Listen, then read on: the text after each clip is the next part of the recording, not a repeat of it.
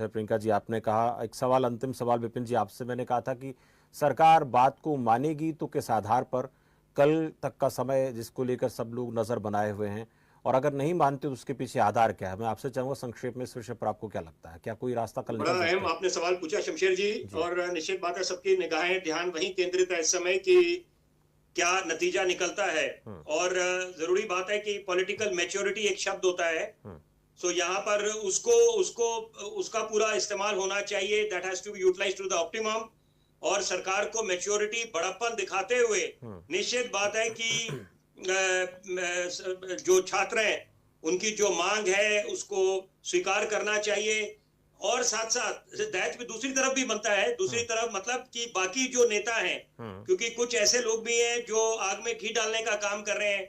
और जैसे मैंने पहले बोला कि वो नहीं चाहेंगे हम्म। कि यहाँ पर ये बातचीत हो और किसी तरह से, क्योंकि उनका भी वर्चस्व की सवाल है। हम्म। और ये भी सब जानते हैं, जग जाहिर है, मतलब इसमें कोई किंतु ये परंतु अभी नहीं तो है। और सामान्य सी साथ साथ सिर्फ मैं तीन सेलेक्टिव, सामान्य मैं एक मांग है। बात को जोड़ना चाहूंगा, जी। कुछ सेलेक्टिव। हम्म। मेरे को दुख होता है, मैं एक फौजी का बेटा हूं, पत्रकारिता में जीवन खपाया है। जी।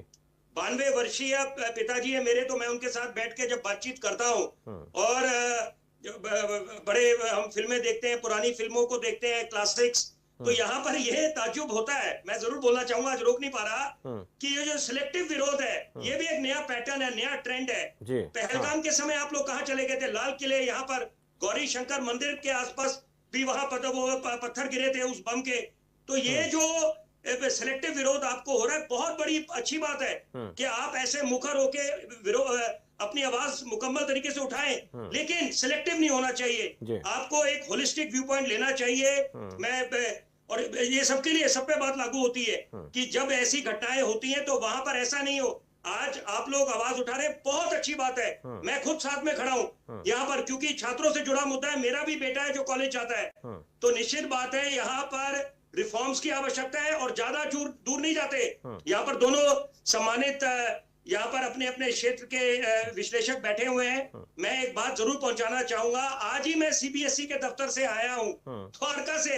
मैं बड़ा हैरान हूं, हमारे सिस्टम को इतने रिफॉर्म्स की आवश्यकता है। 15 दिन पहले मैं गया था एक काम के लिए, वो काम अभी ज्यों का त्यों बना है। समझ आता है कि कुछ टाइम लगता है, it's a time taking process. लेकिन यहाँ पर आपकी फोन लाइंस नहीं है। यहाँ पर अगर जो काम मैं बैठे बिठाए फोन पे कर सकता था, मैंने ये जायज सवाल उनसे पूछा कि और यहाँ पर किसकी जिम्मेदारी बनती है? निश्चित बात है कि जो इस समय कुर्सी पे है, सवाल उनसे पूछे जाएंगे।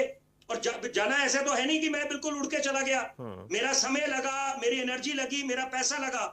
तो ये बातें जो रिफॉर्म्स की हम बात करते हैं, जो नंबर्स हैं, हेल्पलाइंस के नंबर है, दे आर नॉट वर्किंग कहीं भी हो। तो ये मुझे लगता है कि इस तरफ ध्यान केंद्रित होना चाहिए। और खासतौर पे एक तरफ जब हम बात करते हैं कि हम हिंदुस्तान को महाशक्ति बनाएंगे, आत्मनिर्भर बनाएंगे, विश्वगुरु बनेंगे, तो ये जो बेसिक जो स्टेप्स हैं, अगर वहां पर ही चूक हो जाती है तो मुझे लगता है, तो आपको लगता है कि विपिन जी की कल कुछ होगा, चुनौतियां रास्ता निकलेगा, या सरकार अभी इसी तरीके से अपनी बात पर दृढ़ नजर आती है? आपको कुछ होता हुआ दिख रहा है, संभावना, या फिर अभी कुछ नहीं कह सकते?